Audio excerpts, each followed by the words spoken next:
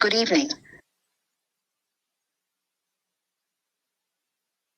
I'm Linda Markwart, President of the Augustana Library Associates. On behalf of this very special support group for the Nicholson Library, I am pleased to welcome all of you, those here at Our Saviors and those joining us via live stream. First, 2 items for your calendars. We invite you to join us either in the beautiful Nicholson Library or via a live stream for the Associates' winter celebration of literature and music, A Winter's Tale, The Real Spring, on Sunday afternoon, January 29th at 1:30 Central Time. Annual Books and More sale will be held Friday and Saturday, April 14th and 15th, in the Center for Western Studies Fantle Building. Gifts for the sale will be accepted through March. We are grateful to Augustana's Mellon Fund for support for this evening presentation. I am delighted to introduce tonight's special guest, best-selling author Greg Johnson, recipient of awards in this country and abroad. Craig has, over the course of 17 novels, used the character of Walt Longmire, sheriff of Absaroka County, Wyoming, to champion justice, care for the less fortunate, and steward the land. Basing the Netflix Longmire series on the books provided a depth of character development and richness of content. There will be a question and answer period at the end of the presentation, and Craig will be available to sign copies of his books in the concourse. And now, please join me in welcoming Craig Johnson.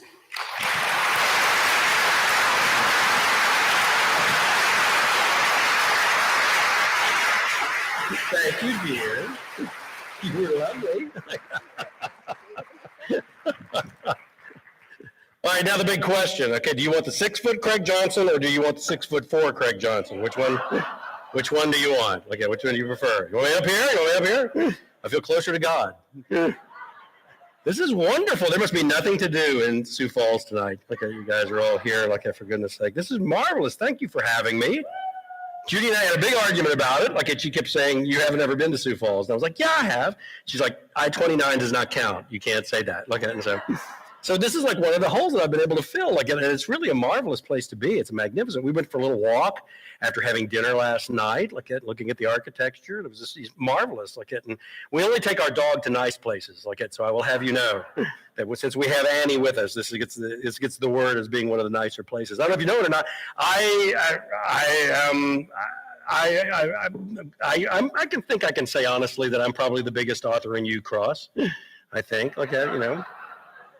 U-Cross, Wyoming, population 25 or 26. We've been having a lot of controversy lately here at U-Cross. And one of the reasons being that that our population supposedly bumped up 1, which we can't figure out who it is. We've been giving a lot of thought to that, all 25 of us. And there weren't any new babies born. There wasn't anybody that moved in or anything like that. And so what we're thinking is this is something that, that the Wyoming state government has tried to figure out to get more money out of the federal government, I think is what it is. If they have a certain percentage of towns that have an uptick, in population base. And so after 40 years, they decided, you know what, U-Cross is going up 1. So then the problem is we have 3 signs going into U-Cross, from 3 different directions, right? Because we have 1 stop sign in the whole town. And 2 of the signs say 26, but one of them still says 25.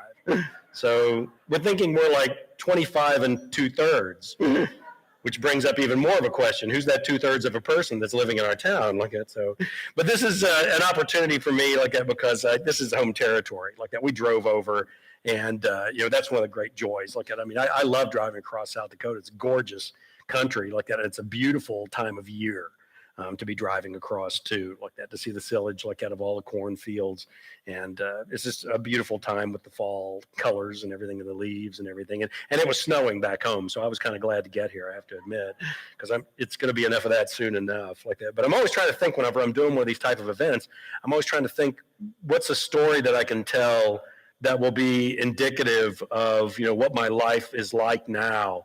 And I came up with one, like it was actually a story from a couple of years back, whenever we were flying out of Billings, Montana. And it's interesting because my wife, she won't fly out of the planes that fly out of northern Wyoming, because they're the kind where they give you a leather helmet and a pair of goggles, and tell you when it starts moving, jump in, and we'll go like it. And so inevitably what we end up doing is going up to Billings, going up to Billings, Montana, and grabbing a plane out of there.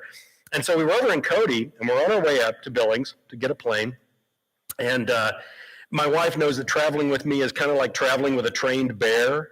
As long as it stays fed, everything will probably be okay. But if it gets hungry, things could kind of go sideways. And so she always makes sure I get something to eat. And so we stop in a little cafe on the outskirts of Red Lodge, Montana, and I, we go in, we have something to eat, and I go over to write a check for lunch, which kind of gives you an indication of what kind of a place it is, because you could still write a check for lunch. And so I go over to write this check, and when I'm not wearing one of these, I'm wearing one of those Absaroka County Sheriff's Department ball caps that we have out there on the Walt Mart, out there on the tables like that.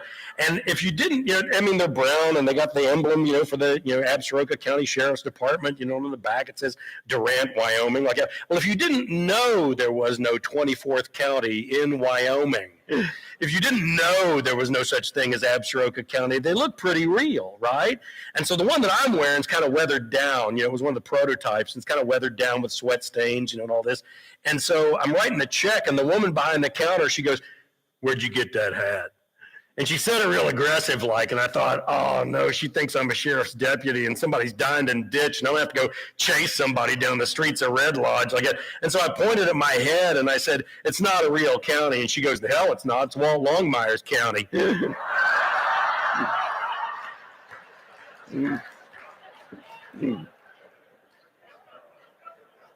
So I felt like I'd been smacked, so I looked at her and I go, "Well, I'm Craig Johnson." And she goes, "So?" And I said, "Well, I'm the guy that writes the books." And she goes, "What books?" And that's when that little voice in the back of my head said, "You should just get out of here, take whatever shreds of dignity you've got left and leave." But my pride wouldn't let me do it. And so I stood there, I stood my ground, and I said, "Well, the books that the TV show is based off of." And I'll never forget her response. She said, "There are books?" And so what I did at that point in time, I called up, Viking Penguin the next day, and I said, "I have a new motto for us. Yes, there are books." So, but it wasn't always that way. Whenever I started out writing the books, and it was a little bit of a, you got to remember that I guess it was like 20 years ago. At that point in time, everything in, crime fiction was noir. It was all gritty. It was all urban. It was all like alcoholic detectives who were divorced and burying bodies in their backyards and getting away with it and stuff like that. And I thought to myself, that's just not the people that I know that work in law enforcement. They work really hard, and they're good people, and they do a lot of wonderful things like that, make wonderful sacrifices, for the society and the culture as a whole like that. And I thought, well, what if you had the sheriff of the least populated county in the least populated state in America? That would work. The whole idea being at this vertical individual in a horizontal landscape. I thought, that would, standing against something, wouldn't that work? And I guess what I didn't take into consideration is how many people can you kill in the least populated county in Wyoming? Before it starts getting kind of absurd And so what I did with that, of course, was I'll jump ahead a little bit. I started going back and forth where I play Walt almost like a ball team. I have him play at home and away And so that way he's outside of Absaroka County and when some of these murders happen too So it's not quite so bad. But anyway, I sat down and I wrote the first 2 chapters of The Cold Dish, the very first book in the Walt Longmire series. And I wrote the first 2 chapters, and they were horrible. They were really, really bad. Trust me, I know. I wrote them. I know how bad they were. And so I thought, why are they as bad as they are? And I thought, you don't know enough about rural sheriffing. you need to go talk to a rural sheriff, and see how it is that they do what they do and all of that. And so I drove the 18 miles into Buffalo, Wyoming, the county seat of Johnson County, and I get there like that. And you got to remember, this is before 9/11.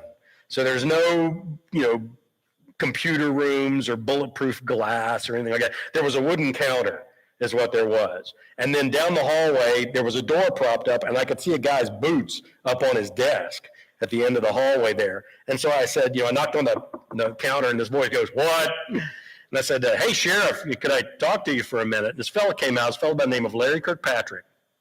He'd been the sheriff there in Johnson County so long he had pigeon shit on his shoulders from being a statue. And so, I said, "Can I talk to you for a minute, Sheriff?" And then he said, "Well, yeah, sure." And so I told him, I said, "My name's Craig Johnson. I've got a little ranch out near Ucross, and I've got a murder mystery that I'm writing about a Wyoming sheriff. And I was just wondering if you would be willing to kind of go through it with me and help me out with it." And so he said, "Well, come on back into my office." And so I walked back into his office. And I got to tell you that in the last 18 years, I've spoken to the National Sheriff's Association. I've spoken to the Western Sheriff's Association, all these different sheriff's associations. I've been in a lot of sheriff's offices in the last 17 years, purely on a professional basis, I can assure you. But not all of them have bookshelves in their offices, okay? And so when I walked into Larry's office and he had bookshelves in there, I was like, this is good. This is probably good. So I'm sitting there talking with him and I said, "Well, what do you think?" And he goes, "Well, I don't know how much help I'm going to be, with this. I've never done anything like this, and I don't know how much help I'm going to be." And I said, "Well, I'm not looking for literary, construction here. I'm looking for how it is you'd process a homicide investigation, with limited resources and, limited funds and, limited, staff and all of this." And he said, "Well, what the heck?" He says, "I've never done anything like it before, but what the heck? I'll give it a try. I'll try and help you out with it." I was so happy when I walked out of that office. I was so assured, that I had solved my problem that I went home and added on to my house. And then I built a shop and a barn and loading chutes and corrals and everything like that. And finally, there was one day I came back into the office and I was looking for something. And I was looking through the drawers in the back room there in the office and pulled out the third drawer down on the right-hand side. And those two lonely little chapters of The Cold Dish were looking up at me, and 10 years had gone by. Yeah. So I don't want to hear any of that crap about writer's block or anything like that, But I thought, you got the place all up and going, and everything like that. You really don't have any excuses. You're training to, you wanted to write a novel and you started it. You should sit down and you should get started on it again. And I thought, this is going to be embarrassing like that because, you're going to have to go in and you're going to have to reintroduce yourself to that sheriff all over again. I knew he was still the sheriff because I'd voted for him 3 times. And so I knew he was still in office. But I couldn't work up the nerve. I was too embarrassed. And I thought, this is too embarrassing. I don't think I'm going to be able to do it. And so I was in town and I was, putting gas, in the ranch truck, and I'm standing there on the pump island, pumping gas, and all of a sudden this police cruiser, sheriff's cruiser, pulls in on the other side of the pump island, stops. This guy gets out, puts the nozzle in, starts filling up his cruiser, and he turns around, and he looks at me, and he pops his hat back, and he drops his Ray-Bans down on his nose and folds his arms, and he's giving me this look, and the look says, "What did I arrest you for, and when was it?" And so I look at him and I say, "Hey, Sheriff Kirkpatrick," and I stick out my hand. I said, "You're not going to remember me." But he goes, "Your name's Craig Johnson. You're the one that's got that little ranch out near Ucross, and you're the one writing a murder mystery about a Wyoming sheriff." This was a 5-minute conversation from 10 years previous. And I looked at him and I said, "That is absolutely amazing." And he goes, Yeah. If you don't mind me saying so, this book is going kind of slow." Well, that pissed me off. Okay. But it was true. Okay, it was true. Okay, but then I sat down and I really started getting into it. I thought, okay, if I'm going to write this book, I'm going to write this book. And so I sat down and got started again on The Cold Dish. And so I worked on that first chapter for a couple of weeks, finally got it up, and done to where I thought it was readable, And at that time, he had given me his card. And so I had the internet. I had this thing called the internet, and so I had his email. And so I thought, I'm going to send it in to him via email, just let him read it. And then if he gets in touch with me, then we'll see where we go to from there. It was like 11:20 at night. And so I just fired it off and said, hey, Larry, here's the first chapter of The Cold Dish, that book I was telling you about. See what you think. Okay. And so, went to bed, got up the next morning. It's a ranch. I'm up around 5:30 or so, get up. It's my favorite time of the day because, I make a pot of coffee and I walk out there on the front porch. It's all quiet and the sun's just starting to come up and the birds are singing. It's just a beautiful time of day. And then I hear something out there on the porch. I hear something a noise. And it's not a noise that you usually hear in the UCLA area. That would be UCross, Claremont, Leiter, and Arvada. And it's just not a noise you hear, and it's a siren is what it is. And I walk to the edge of the porch, like that with my coffee cup, and I see this squad car sliding in a four-wheeled brake lock, sliding to a stop, spinning around, comes blowing up the driveway at about 90 miles an hour, spraying gravel and dust the whole way. Slides to a stop right there in front of the house. The door flings open. Sheriff Larry steps out and says, I know who did it.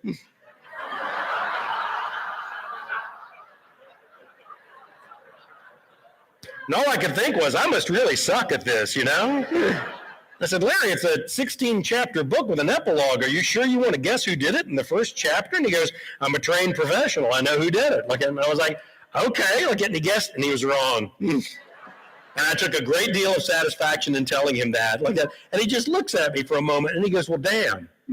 And then he just gets back in his car, and closes the door and goes back down the ranch road again and disappears. And I thought, well, I've lost that source, haven't I, right? So I'm thinking, well, what am I going to do? Because I don't, he's the only sheriff in our county, what am I going to do? Okay. So I'm trying to think about what I'm going to do. And I'm working on the second chapter, working on it another week or so. I think it's pretty much, where I want it to be. And I thought, what, I'm just going to send it in to him and see what he says. But I'm not going to make the same mistake. I thought I'm going to send it in. It's 2:00 in the afternoon. And I'm going to send it in, and then he can have a chance to respond if he wants to quickly or not. I sent the thing in. The phone rings 20 minutes later. It's Sheriff Larry, and he goes, I know who did it now. And I said, Larry, you can't guess after every chapter. And he goes, the hell I can. It's my county. I can guess as many times as I want. And I was like, all right, who do you think it is? He guessed again. He was wrong again. And he goes, you're just changing it every time I guess. I was like, no, Larry, I got a 10-year-old outline I'm working from. He guessed after every single chapter, and he never got it right. And I told him, by the time we got to the end, I said, you know what? I'm starting to feel pretty good about my abilities as a crime fiction writer, but I'm starting to have some serious doubts about the Johnson County Sheriff's Department here at this point in time. But Larry was great, because he, really provided a lot of the detail that I desperately needed, for the book. And there was actually a story that I told, there on public television here this afternoon. It was a really wonderful interview and wonderful show if you get a chance to watch it. It's marvelous. Lori's just a fantastic interviewer. And we had a great time but what happened was there are things you learn, that you don't know, if you're not a sheriff in a place And so he said, in that first chapter, you got a couple of mistakes. And I said, well, what are they? And he says, well, the first one is you've got people out on the Powder River in a bar drinking beer out of bottles. It's can-only bars on the Powder River country, Craig. And I was like, why is that? And he said, because people, if you give them bottles, they break them and throw them at each other, and you can get hurt. And so I paused for a second. And I said, well, Larry, if you throw a full can of beer, you can hurt somebody. And there was an even longer pause. And he goes, Craig, nobody on the Powder River ever threw a full can of beer. And so it was a learning process for me as we went along. But yeah, that was, that was when things really started kind of happening And I actually had the first library get in touch with me about doing an event. And I'd never been asked to do anything in a library other than And so I thought, this is wonderful, an opportunity to do this. And it was in Meeteetse, which is over in the western part of the state, which has a population of 327. So that's a big town in Wyoming. And so I was kind of excited about the opportunity to do it. And she wrote and she said, we've read your book, The Cold Dish. We'd love to have you come over and do a library event. Would you be willing to do that? And I wrote her back and I said, absolutely, happy to do it. And she wrote me back 3 minutes later and said, well, just so you know, we're just a little branch library out of Park County, in Cody, and we don't have a lot of money for honorarius or anything. And so I quickly looked up what an honoraria was, and then wrote her back. And I said, well, once you reach a certain level of literary notoriety, it's very difficult to negotiate your own honoraria. Mine's the same as it's always been, a 6-pack of Rainier beer, cans preferred. Problem was, that got in all the newspapers in Wyoming. And subsequently, I have done all 63 of the libraries in Wyoming. And before you applaud my selflessness, you should be aware I haven't bought beer in about 17 years like that. So it's been kind of mutually beneficial for both parties, like you know. And the funny thing that happened was, you know, I gained some more momentum, like, and things started happening, like, and then we had an opportunity, like, I had a little novella that I wrote called Spirit of Steamboat that got picked up for the one state read, for the first state read of Wyoming, which I'm very proud of. And they had me come down to the state library, you know, down there in Cheyenne, and they had, you know, the governor there and the attorney general and all the aficionados there. And the state librarian comes out with this 12-pack of Rainier beer. And let me tell you how much librarians like bringing beer into their libraries. Like, she had it wrapped all up with brown paper and packing tape and twine and everything. It looked like heroin is what it looked like when she brought it out there. Like, and so she brings it out, like, and she hands it to me, sets it on the podium, and she goes, "This was really kind of hard to get." And I was like, "Well, yeah, I mean, you know, it's a working class, blue collar beer. You know, a lot of the bars don't carry it anymore." And she goes, "No, you don't understand. The distributors didn't have it." Like, and I said, "Well, yeah, if the bars don't carry it, then the distributors don't carry it." Like, and she goes, "No, you don't understand. They're out of beer." This was about 2 weeks after the television show Longmire had started, and everybody saw Walt drinking Rainier beer, and they all went out and bought it.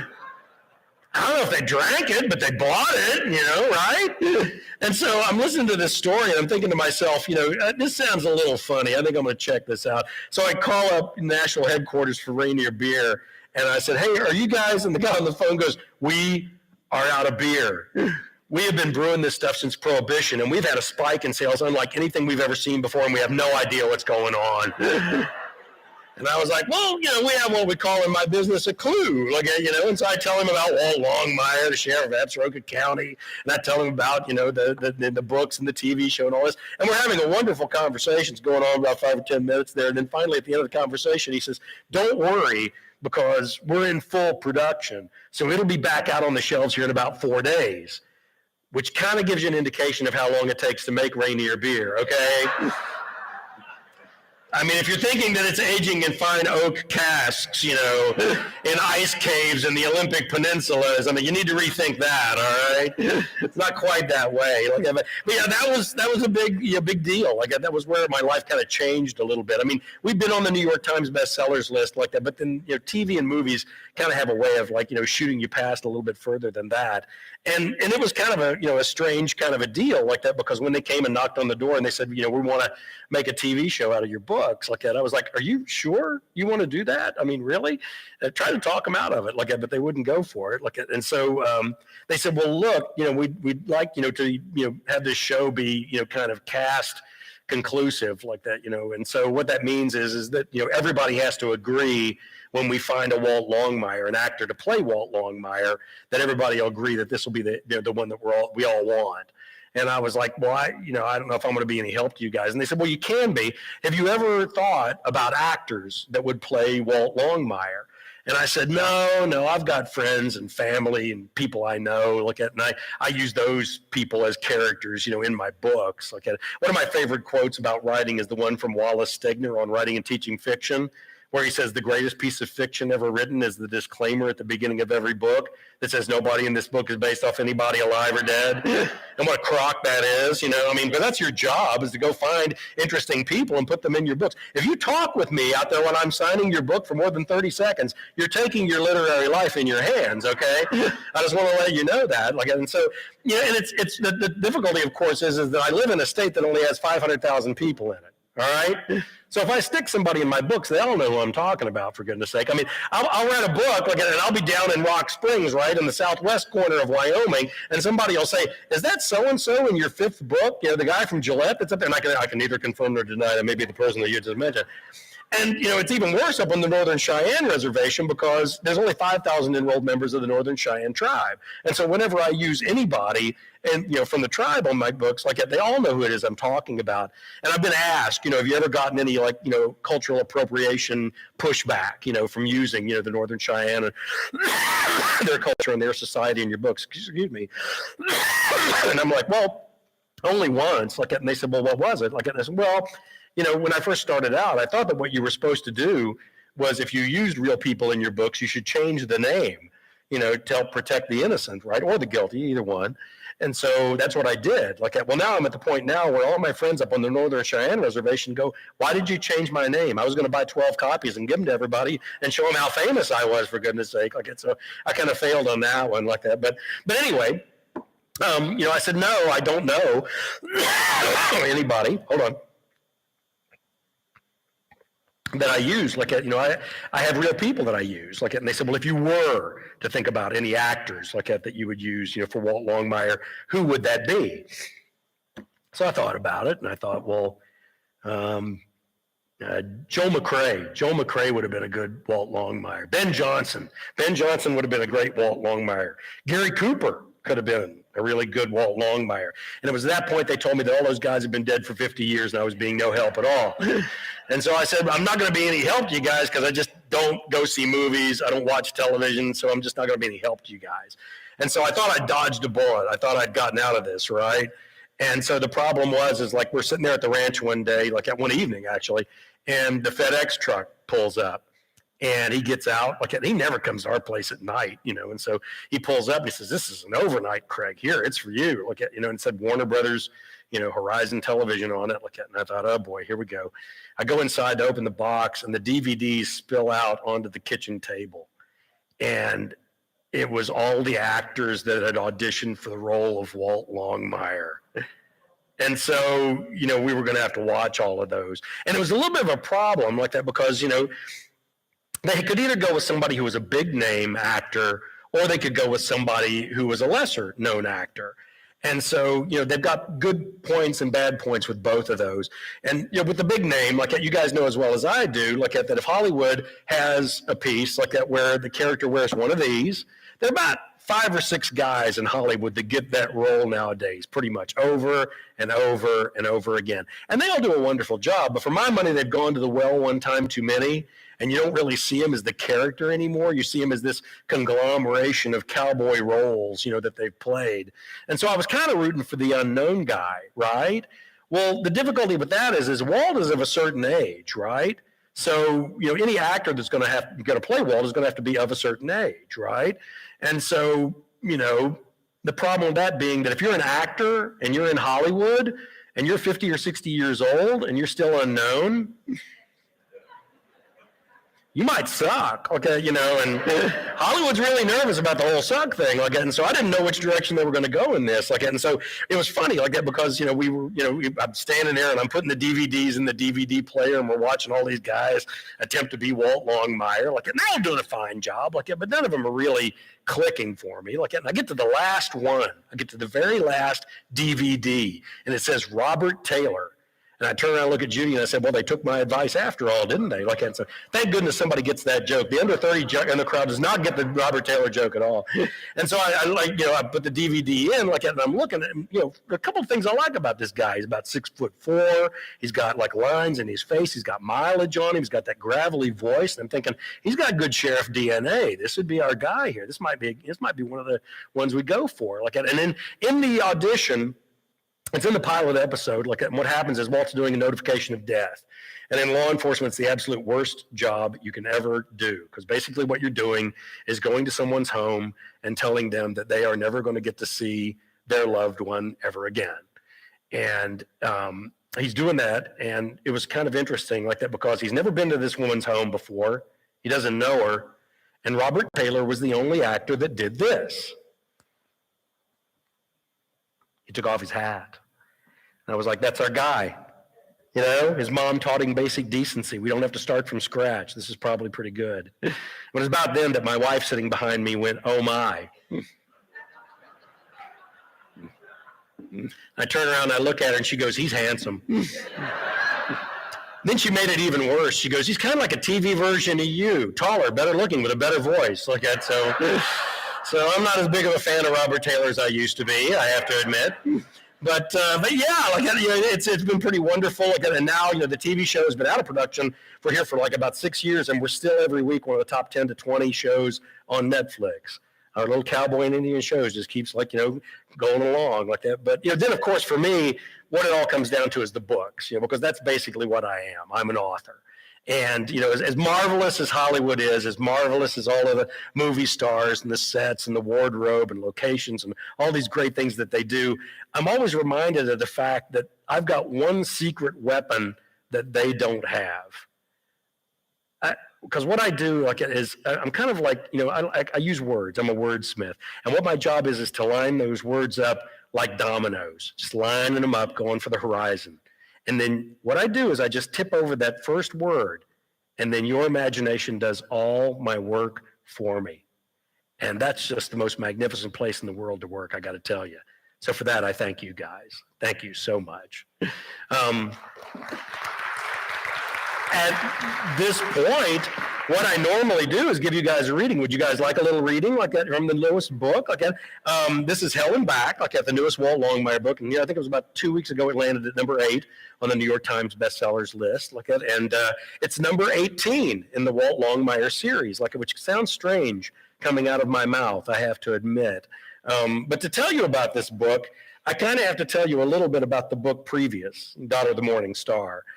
In Daughter of the Morning Star, what had happened was I stumbled onto this situation about 5 or 6 years ago. You got to remember, this is a while back. And I discovered, the situation with murdered and missing Indigenous women and got the statistics on it. And it was horrifying to see, how many. We have over 710 Native people that have gone missing in the last year. And I thought, this is an issue that, people outside of Indian country really aren't aware of. It really needs to be brought forward so that people are more, knowledgeable of it. And so I knew that was a story that I wanted to write. But then the question becomes, what's the story? What was the story? You have a cause, but what's the story? And so about that time, I had a good friend of mine, Tiger Scalpcane, who's the athletic director for the high school up in Lame Deer on the Northern Cheyenne Reservation. And he said, hey, my daughter's one of the, going to be a starting center this Friday. You got to come up and see a ball game. And so we did. We jumped, in the truck, drove up to see the ball game. We get there And this was, for those of you in the know, this was Lodge Grass versus Lame Deer. Some of you know what that means. That means Crow versus Northern Cheyenne. And for those of you who think that the Indian Wars are over, they're not. They're being played out on the basketball courts is where they're being played out. And this was a particularly vicious game. I got to tell you, I have never seen so many hip checks, elbows, bloody noses, dislocated fingers. And this was the girls' basketball team, okay? And it was actually brutal to watch. But it was fantastic in some ways too, because those young women were just so ferocious. They were so absolutely dedicated in what it was that they were doing for tribal pride, for personal pride, and their faces glowed as they were playing this game. And as we walked out of there, I turned to Judy and I was like, that's what this story is. That's what the story is. And so what happens is there's a young woman by the name of Jaya Long, who starts receiving death threats. She's a phenomenal player. And she starts receiving these death threats. And Lolo Long, the tribal police chief, gets in touch with Walt and says, hey, I need somebody to come up here, and do a little bit of investigation that. Maybe do a little bit of bodyguard work here too, if you're available. And so, of course, Walt enlists Henry as his go-to guy. And they go up and they do this job. And this is a situation that has to be taken very, very seriously, simply because Jaya actually had a sister, Jeannie, who went missing a year before, and nobody knows what happened to her, where she went, or anything. But during the course of this investigation, Walt keeps stumbling into the name of this town, Fort Pratt, Montana.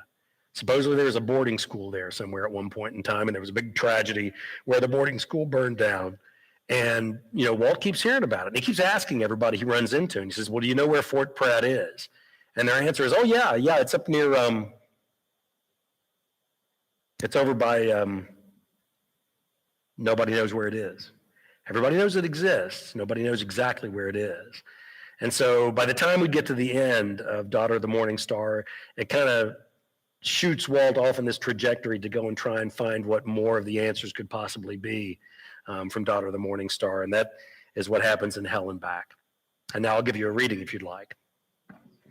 I'm not going to read the whole book because I think you can do that at home. So here we go. The quote that I used for this book is actually from T.S. Eliot.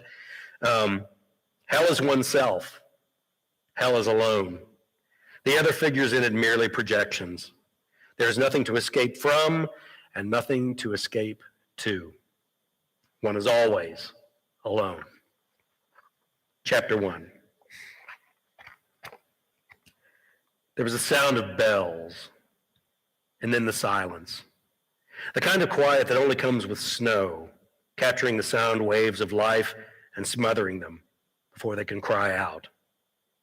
I couldn't open my eyes, like something was weighing them down, so I brought my hand up to my face and brushed the snow away. My eyes worked now, so I tried to sit up, feeling something strike my chest, something small and metallic. Two somethings. Snow. A lot of it. Falling in static sheets, fat flakes covering everything, silencing everything as they cascaded down from the yellowish black skies. I was lying in the middle of the street. I started to stand, but discovered that part of my sheepskin coat was frozen to the ground. Leaning over to one side, I noticed that there were $2 silver in my lap. So I pulled a glove off with my teeth and picked up one of the coins that were old ones, but looked remarkably unsullied. I glanced around again, couldn't see anybody else on the street, so I figured finders keepers. Scooping up the other one, I deposited them both into my pocket and then pulled the glove back on, tugging the tiny red beaded ends on the loose strap to snug it. I reached behind me and pulled my coat loose from the ice. I had at least been lying out here long enough for it to freeze to the ground. Raising myself to a kneeling position, I felt something around my neck and pulled the material up to find a red scarf. It hadn't particularly looked like a man's scarf, silky with fringed end. With the current weather conditions, I figured I didn't have many choices. Momentarily distracted, I saw a lump of snow beside me and reached over to find it was a pinch-front cowboy hat.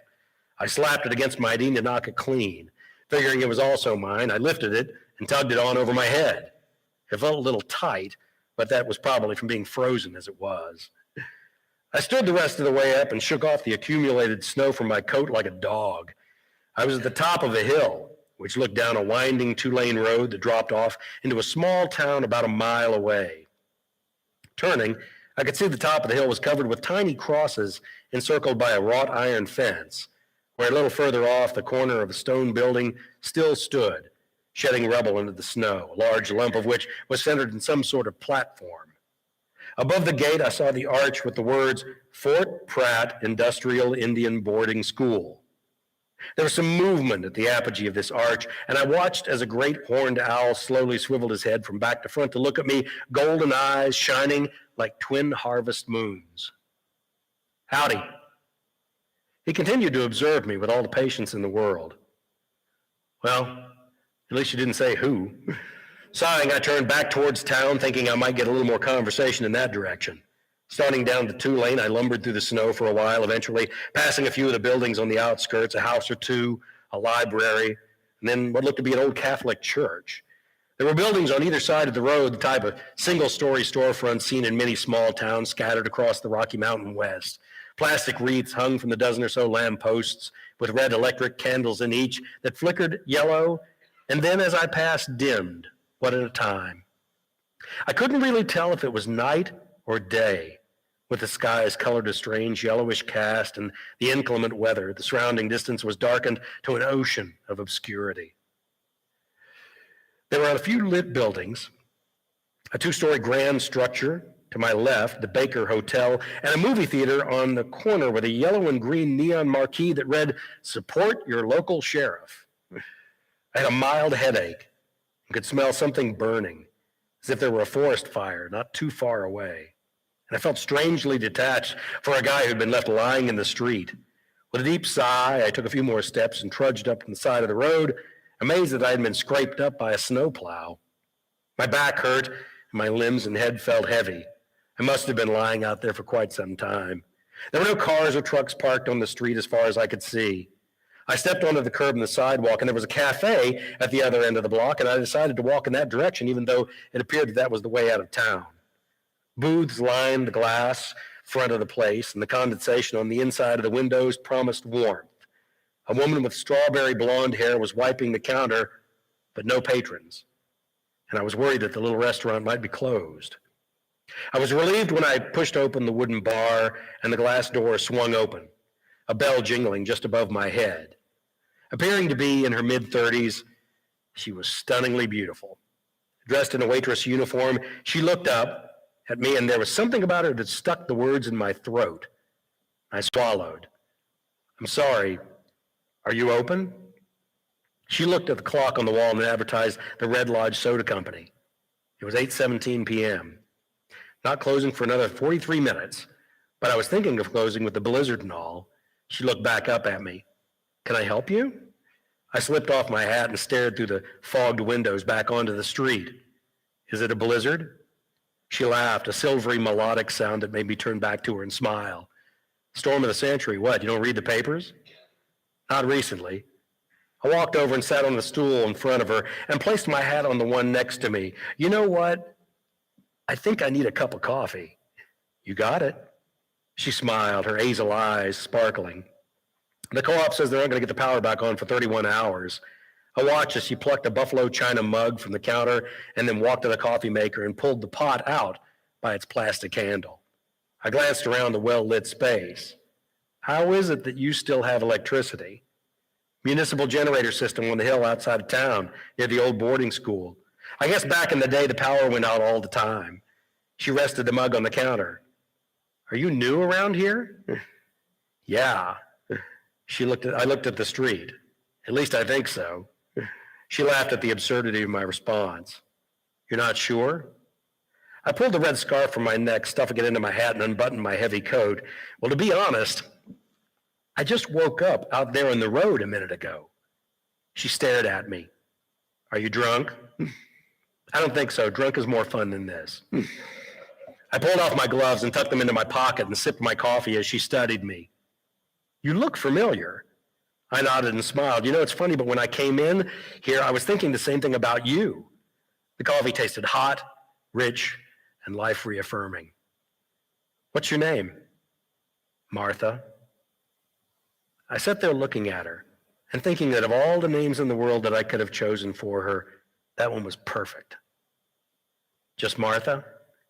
She nodded, stepping back guardedly.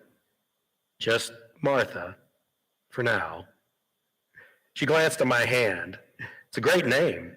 I started to stick it out further to shake hers, but then stopped. I lowered it and then went back to studying. As I lowered it, she went back to studying my face. "Is there something wrong?" I don't want to panic you or anything, but I can't seem to remember my own name."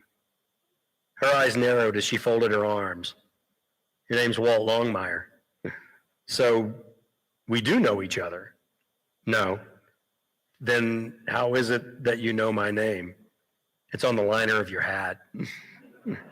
I reached over and picked the thing up, removing the scarf and reading the barely legible gold lettering in the sweatband. "This hat belongs to Walt Longmire, a gift from the grateful people of Absaroka County, Wyoming." I looked up at her. "Is this Absaroka County?" She moved closer, staring at me, pressing the palms of her hands against the edge of the counter. "Not even Wyoming. Welcome to Fort Pratt, Montana, Walt Longmire."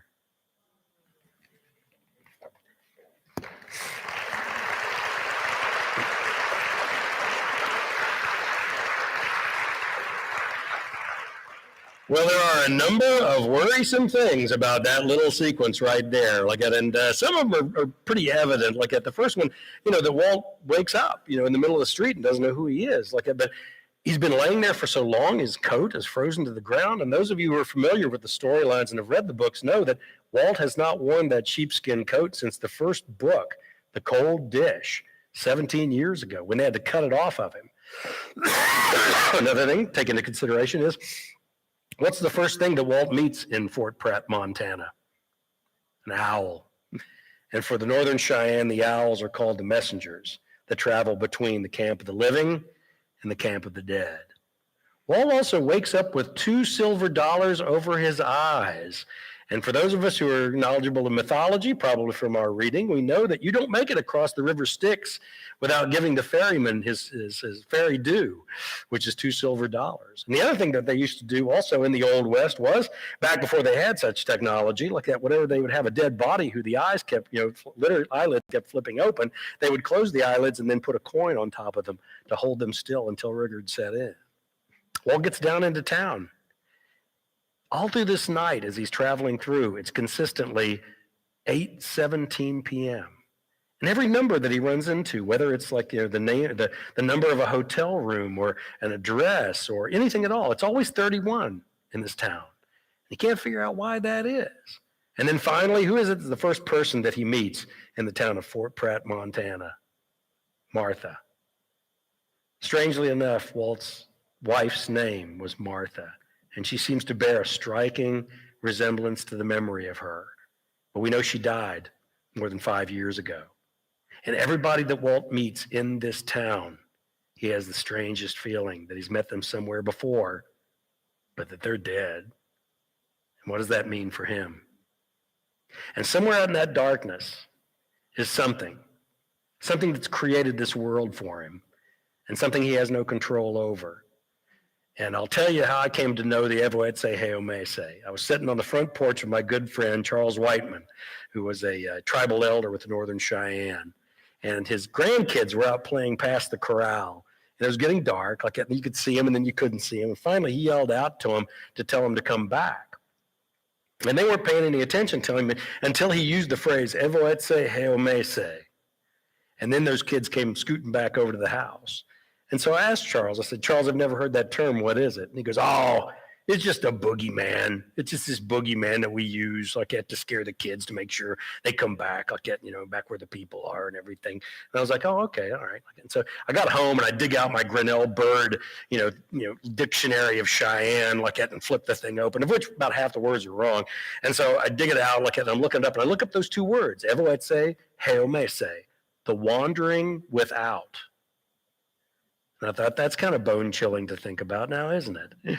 And so the next time I saw Charles was like a couple weeks later. I ran into him, and I said, hey, Charles, I've been thinking about that phrase that you use, Evo Etse Heo Mese. And I was just wondering, have you ever thought about where that might have come from?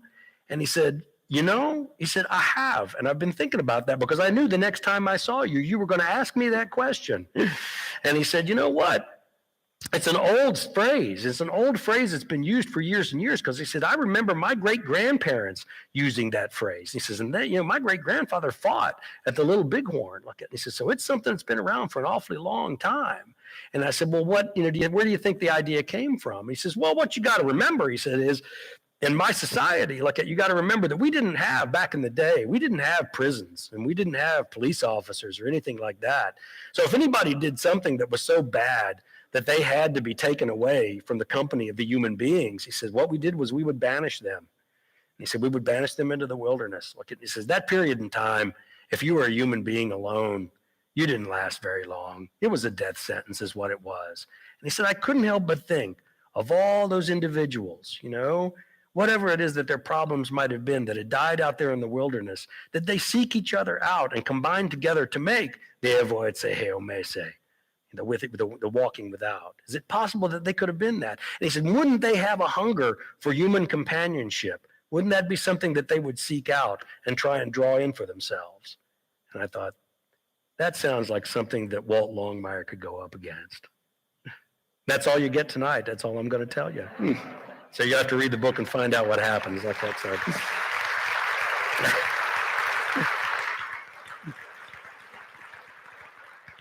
Normally what I do at this point in time is open it up and let you guys ask some questions. I'm hoping that some of you will have some questions. I know some of you have asked me some questions before, and I told you to wait until the Q&A session. And so now's your chance. Those of you who are my plants, and all of you who might have some other questions. Yes, sir. Did some of the current state of our world write the stories themselves? I can just imagine Paul Longmire in some of our political affairs right now. Yeah, you can't help but think that, what's going on in the world has an effect, on you, especially if you're an artist. I use that term loosely when I'm talking about writers, certainly about me. But, I think that, I think that in many ways, like sometimes Hell and Back was a little bit of a product of that isolation, like that of COVID and what was going on and everything.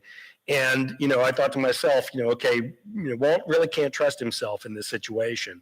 And it was a different kind of book in the sense that, usually the books are all written in first person, like it, and so everybody gets to be on the same footing with Walt as this investigation is going on. You get the chance to figure out who did it as quickly as Walt does. But in this particular book, for the first time in 17 years, you have the advantage over Walt because you know who he is and you know what's going on a lot more than he does.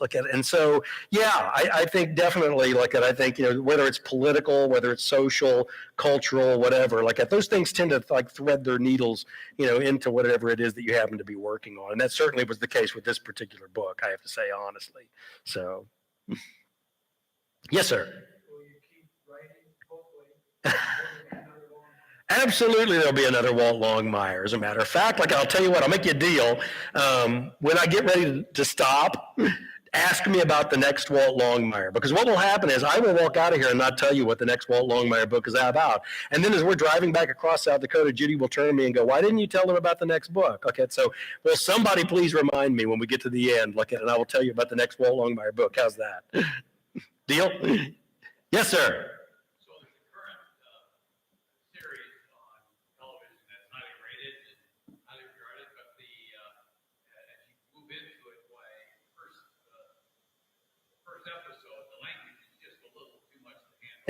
I realize that's subjective, but you chose to stay away from that in your book, and I'd be curious what you were thinking. Well, there's some language in the books, especially one particular character. Vic talks like someone who would be a cop in Philadelphia, so she's got a couple of favorite words she uses that kind of add a certain spice, to things and that's kind of one of the joys, of writing the books is that each novel is kind of like conducting a choral group, and I'm always telling students, that don't worry about what your characters look like because you're only going to get to describe them one time, but they're going to talk all the way through that book.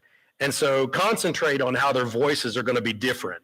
And Vic, being from Philadelphia, is going to talk in a very, very different manner in which Walt, who is from Wyoming, is going to look at. And so that's kind of a joy for me. But I don't know, as far as that kind of thing is concerned, I think a little goes an awfully long way.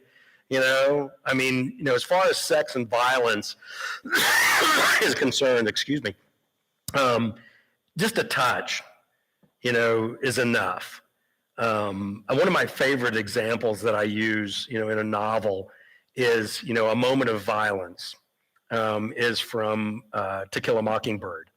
The part where Atticus, when the rabid dog is coming down the street and they call, Heck Tate, the sheriff, and Atticus, to come. And they show up, and Heck Tate, the sheriff, tosses the rifle to Atticus, the lawyer. And his two kids about have a heart attack because they'd never seen him hold a gun in his life. And, he turns and looks at him and says, "Don't you know your daddy's the best shot in 2 counties?" And, when he gets ready to shoot the rabid dog from down the street, and what Harper Lee did with it was absolutely magnificent because he pulls the rifle up and pushes his glasses up on his head, aims, and the glasses fall. And he pushes the glasses back up again. And that rabid dog is getting closer. It's coming down that street. And he aims up, the glasses fall again. This time he just brushes them from his face. And when Scout's doing, it's because it's from her viewpoint, when she tells you about it, does she tell you about the rifle going off? No. Does she tell you about the dog getting hit by a bullet? No. What does she tell you? She tells you about when the glasses fall to the pavement, that little tink when the glass breaks. What more do you need to say? I think that's the poetry of writing. And it's a lot easier, I think, maybe to do. Maybe not. I'm not a television producer, so I can't say. But that's what you're looking for. You're looking for that kind of poetry, to get that kind of information across. And I think that, the more salacious qualities, they tend to be in television and movies like that because they like to, show you everything.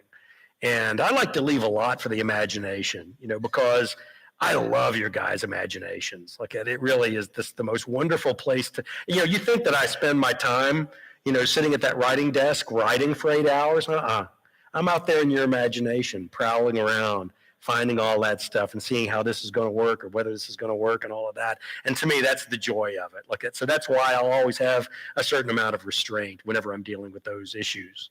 So, but thank you for noticing. I appreciate that a great deal. By the way, in case you don't know, this is the way it works. When you ask me a question, it takes me 10 minutes to answer. And so we have time for one more question. Okay, I'm lying. I'll stay here as long as you would like. Yes, ma'am. Oh, thank you. Have you guys met my sister? Have you? My name is John. Well, see?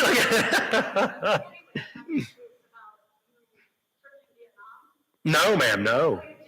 No. So I'm curious about the character of Henry standing there and the relationship with Walt. And did you have or do you have a relationship with someone like Henry standing there on this? I do.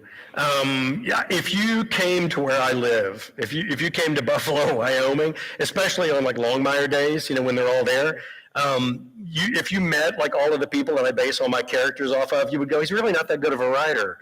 He just knows a lot of interesting people like that, And I laugh about that too, because people sometimes ask me, they said, do you worry about running out of ideas? And I'm like, no, I live in rural Wyoming. I'm never going to run out of ideas, for goodness sake, like that. But yeah, just about every single native character in my books is based off of somebody I know up on the res. And the good friend of mine, like who's the basis for Henry, is a fellow by the name of Marcus Red Thunder. And he's, just a truly remarkable individual like that. I mean, he has this incredible spiritual side, but he also has this incredible sense of humor. And I always laugh about that because I'm always seeing all these movies and TV shows where they have native characters, but the characters are so somber. I mean, they're always these straight-laced, kind of characters. That's not the natives I know. The natives I know work on 17 different layers of irony, and if you're not aware of that irony, you get to be the butt of that irony. And so I'm very aware of that, in many ways like that. But yeah, it's too easy. It's just too easy, to take, aspects, of them, and put them, in my books, and they're just marvelous individuals, incredible people, so I'd be a fool, to not include them in my books. Also, it wouldn't be an accurate representation of the place where I live if I didn't include them. Whenever somebody writes, something about my part of the world and there are no natives in it, I'm like, where did they go? What did you do with them anyway? And so it's kind of important that they be there. And Marcus bears a lot of resemblances to Henry, the one being that, there was one time we were, if you notice, Henry doesn't use any contractions. Whenever he speaks, he doesn't use any contractions. In actuality, I had a guy write me here 2 days ago. This happens periodically. And somebody will write me and they'll say, I found a contraction. Henry uses a contraction on page 267 in the new book. And I have to break the news to them that I've put one contraction in every book for the last 17 years. And that means they have to go back and look for all 17 of them, for goodness sake. It's a cheap trick to get somebody to go back and reread your entire canon of books. Actually, what it was, though, it was because of the Navajo, whenever they weave a rug, they always weave a mistake, into the rug so as to not tempt the gods, with perfection. Well, my books ain't anywhere near perfection, so I have to worry about that. But I just thought it would be fun, to do that every time. And he, every once in a while, I'll be at a public event with him, and he'll be speaking, and I'll notice he'll drop into this B-movie Indian speak where he doesn't use any contractions. And finally, after one of those, I looked at him and I said, "Why do you do that? What are you doing that for?" And he goes, "Just to piss white people off," like that, And I was okay. I thought, check, going to use that one. Yes, ma'am.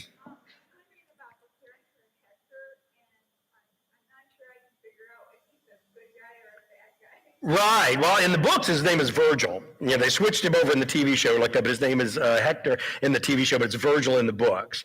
And how Virgil came into being is I was writing a book called Hell is Empty. And it took place up in the mountains, at the Bighorns, and these convicts escape and Walt has to go after him. And when I was thinking about the book, one of the things I looked at, I thought to it myself, I thought, this is rapidly going to turn into one of those manhunt in the snow books. And that book's been written numerous times over. So it needs another element is what it needs. And so, in the book, Cesar Vittoria, the Basque deputy, is actually reading Dante's Inferno is what he's reading. And so, whenever Walt gets ready to go out into the wilderness to go after these guys, Sancho looks at him and says, "Boss, I know how much you hate to be stuck anywhere without a good book. Here, take this one with you," and shoves it down in his backpack. And from that point on, what the book does is it mimics Dante's Inferno. So that Walt's trip through the Bighorn Wilderness area and Cloud Peak Wilderness area and the Bighorn National Forest mimics Dante's tour through hell. And of course, one of the biggest characters that's in Dante's Inferno is the Roman poet Virgil. And so I thought, I need a Virgil. But I thought having a Roman poet show up in the Bighorn Mountains was kind of a stretch. And so I thought maybe a crow shaman, a 7'2" crow shaman, whose name is Virgil. Maybe that would be someone that I could use. So I introduced that character actually all the way back in the 4th book, Another Man's Moccasins. And, and that's how he came to be. And it's still a question. He's kind of like a little bit of a spiritual, charting course, for Walt, kind of a North Star, to keep him in line, and he does once again appear in Hell and Back, which I was glad to see him again. An awful lot of characters reappear in Hell and Back because, they're seeing Walt again. So, anybody else? I'm sorry, somebody else had their hand up. Yes, sir, all the way in the back there. You were a supporter of William Kent Kruger. Yes. And so I started reading his books based on your recommendation. I can't help but notice the similarities between local lawman who is deeply ensconced in the traditions of the native culture. Will we ever see a Longmire? I doubt it. As much as I love Kent, I don't work and play well with others. It was like what happened was when they started doing the TV show, they offered me a position in the writer's room. They said, "Well, do you want to come and be in the writer's room in Los Angeles?" And the first thing it was first I'd have to go live in Los Angeles, and I don't want to do that. And then the second one was, who wants me there? My gosh, all these TV writers, and you want the guy that's been writing these books for 10 years that lives where this all happens.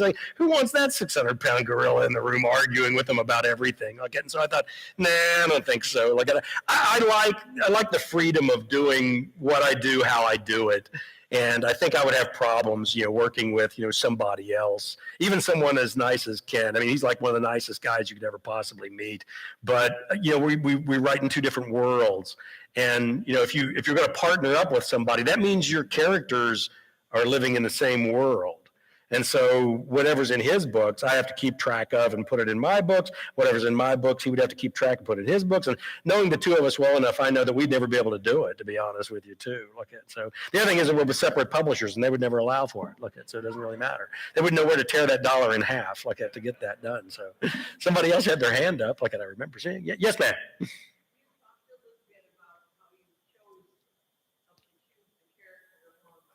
Uh-huh.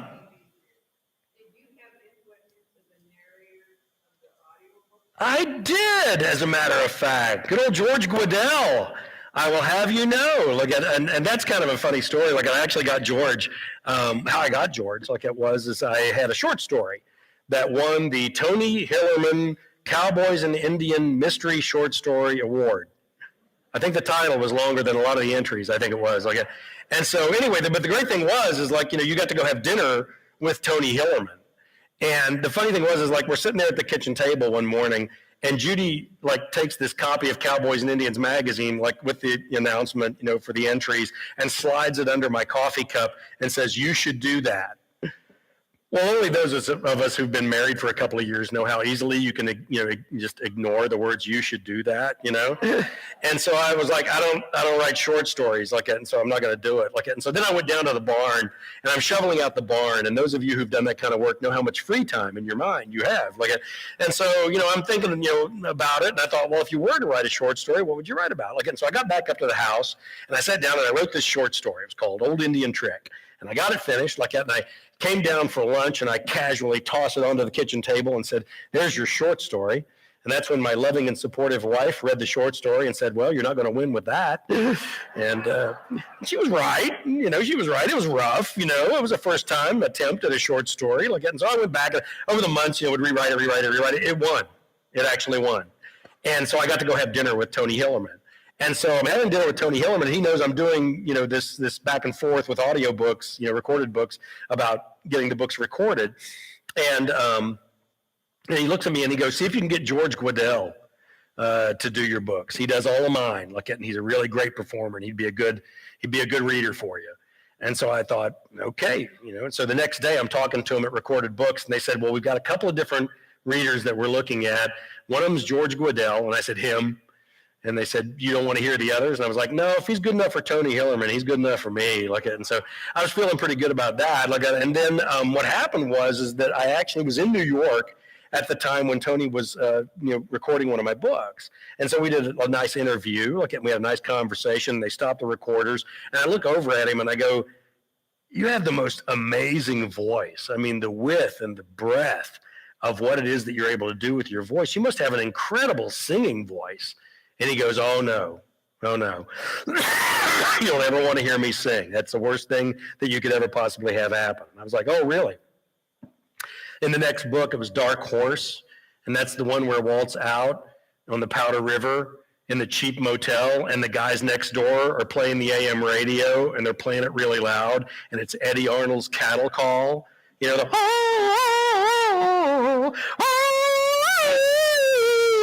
George calls me up on the phone and goes, you son of a bitch. I was like, hi, George, how are you? And he goes, you don't have Walt sing for 4 books. I suddenly tell you I don't sing, and now you have Walt sing. Not only do you have Walt sing, you have him yodel? Really?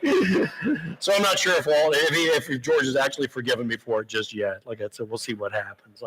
Guys, thank you so much for being here this evening. I appreciate it. You want to squeeze one more in here real quick? Sure. Tell you about the next book. That's right, see? I told you. Thank you. You're my new lawyer. I just want to tell you. And I would have, but I just walked right off here and was driven back. Judy right around Chamberlain. Judy would have gone, did you tell him about the new book? So actually what happens in the new book, it's actually called Proud Flesh is the title.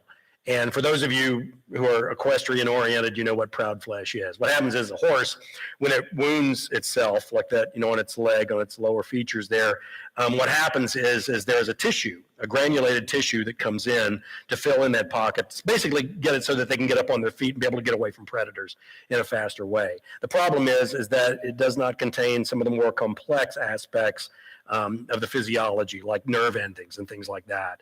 And so what happens is like the granulated flesh comes in, but then if you want it to grow back correctly, you have to carve that granulated flesh back out and allow for a longer period of time for the nerve endings and everything to come back in. And I'd heard from this older sheriff that I was talking to, he mentioned proud flesh in this one investigation that he was working on. And I said, I know that term, in equestrian sense like that, but what is it in an investigation? He said, well, that's when you got an investigation and you think you know the answers and you pack your investigation with all the wrong answers. And he says, and then that's all the time that you spend getting those wrong answers back out of that investigation so you can find the right ones. And I was like, oh, that's a Walt Longmire book is what that is. And so what happens, of course, is Walt's actually on a search and rescue up in the Bighorn Mountains. There's a woman's planted her car up there and gotten off the road. And so they're looking for her, trying to find her like that. And they think she's in one area. Walt thinks she's in another because, as Walt says, nobody gets lost going uphill. And so he finds her like that. And then he, his radio doesn't work. His two-way radio doesn't work. And so he has to use her cell phone to go up on a rocky ledge there like that and call out, let 911, let them know that he's found her and that everything's okay. They're going to be coming out on this certain trailhead and all of this like that. And so he's standing there looking around and he remembers a story. It was a story that his father told him when he was young. And it said, have I ever told you about the first man that I ever saw killed? And Walt says, no. And he tells him this story about this individual, Bill Sutherland, the accountant for the state of Wyoming, and how he'd come back from World War II like that, wanted to go on an elk hunt at Walt's father and grandfather's elk camp.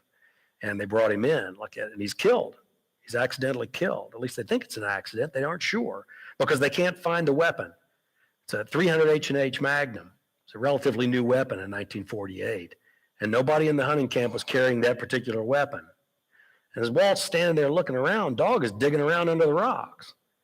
And so he tells the dog, get away from there, before a badger or marmot comes out and takes his nose off. Dog keeps digging. Dog raises its head up and it's got a piece of leather strap in its mouth. Could be a piece of horse tack. Could be a rifle sling. That's what it turns out to be. Walt reaches down in there and pulls out this circa 1948 300 H&H Magnum, the exact weapon that killed Bill Sutherland. And I like to think of Walt as being one of the most ecumenical, open-minded detectives in the face of the earth.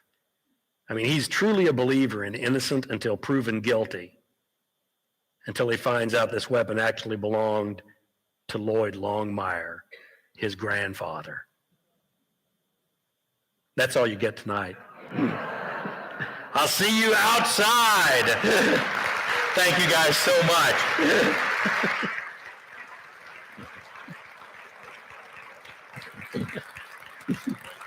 I'll shoot down.